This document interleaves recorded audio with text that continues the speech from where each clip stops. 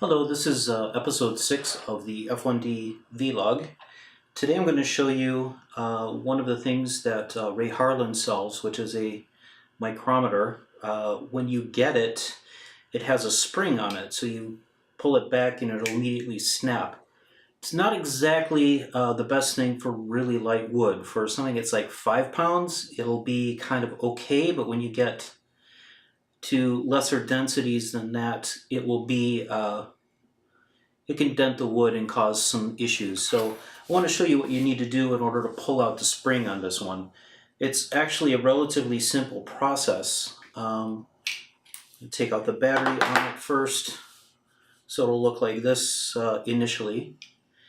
And all you need to do is take out these 4 screws, and once these are all pulled out,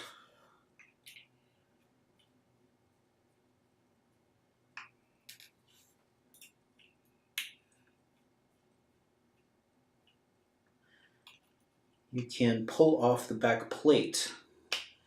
Now the back plate on this basically covers the internal mechanism, and I'm hoping you can see this okay.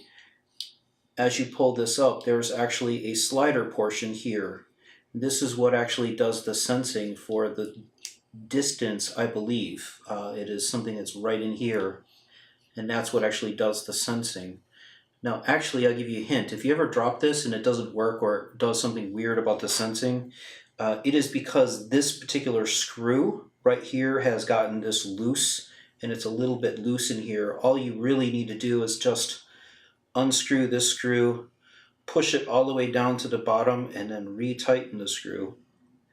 And when you do that, your meter should be okay again. But when these come from the factory or come from, they include a spring. The top of the spring is here, and the bottom of the spring is here in a screw.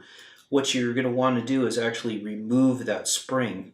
And that way you can get this thing to be exactly the type of force you want to have on it. Generally, when I measure something, if I want to measure, say there's the thickness of a razor blade right here, all I'm going to want to do is let it sit like that, and just the force of gravity alone is all that's really required, and then I can measure exactly what the thickness is on this. Hopefully that will give you some hints and tips about what you need to do with one of these. It's very easy to start off. These are, I think Ray sells them for around $40, something like this. They take a standard AG13, or sometimes they call them a 357 battery. It's just a standard button cell that you can get just about anywhere. Recommend having an extra one in your toolbox. Hope you learned something from this. Thanks.